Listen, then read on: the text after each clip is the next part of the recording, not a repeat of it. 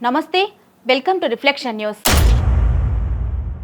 One nation one election కు కేంద్ర cabinet ఆమోదం తెలిపింది.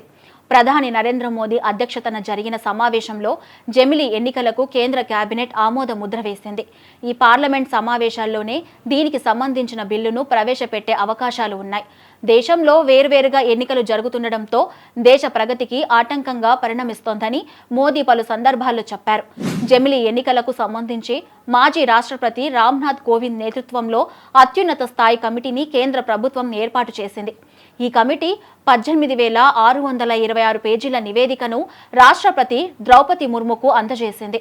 తొలి దశలో లోక్సభ, అసెంబ్లీ ఎన్నికలను ఒకేసారి నిర్వహించాలని, ఆ తరువాత 100 రోజుల్లో రెండో దశలో స్థానిక సంస్థల ఎన్నికలను నిర్వహించాలని కోవింద్ కమిటీ సిఫార్సు చేసింది.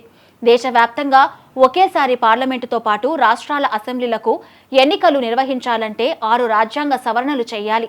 అందుకు సగం రాష్ట్రాల ఆమోదం పొందాల్సి ఉంటుంది. జమిలీ ఎన్నికల కోసం ఎన్డీఏ మద్దతు మాత్రమే కాకుండా ఇతర పార్టీల ఎంపీల ఓటింగ్ కూడా చాలా ముఖ్యం. 1951 నుంచి 1967 వరకు భారతదేశంలో జమిలీ ఎన్నికలు కొనసాగాయి. తర్వాత వివిధ రాష్ట్రాల్లో ప్రభుత్వాలు పడిపోవడంతో మధ్యంతర ఎన్నికలు వచ్చాయి. దీంతో ఆయా రాష్ట్రాల అసెంబ్లీల గడువులు మారిపోయాయి. ప్రస్తుత పరిస్థితులలో వీటన్నిటినీ రానున్న సార్వత్రిక ఎన్నికలతో చేర్చాలంటే కొన్ని రాష్ట్రాల అసెంబ్లీల గడువును పెంచడంతో పాటు మరికొన్నిటిని తగ్గించాల్సి ఉంటుంది. ఇందుకు 1951 ప్రజా ప్రాతినిధ్య చట్టానికి సవరణలు చేయాల్సి ఉంటుంది. లోక్సభలో ప్రస్తుతం ఎన్డీఏకు 293 ఎంపీల బలం ఉంది. జమిలీ ఎన్నికల ఆమోదానికి 362 మంది ఎంపీల మద్దతు అవసరం.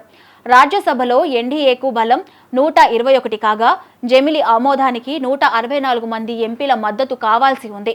పార్లమెంటుతో పాటు దేశంలోని సగం రాష్ట్రాల అసెంబ్లీలు ఇందుకు అంగీకరించాలి. 14 రాష్ట్రాలకు పైగా జమిలీ ఎన్నికలకి ఒప్పుకోవాల్సి ఉంటుంది. ఇవన్నీ జరుగుతాయో లేదా అని అయోమయం దేశ ప్రజల్లో ఉంది.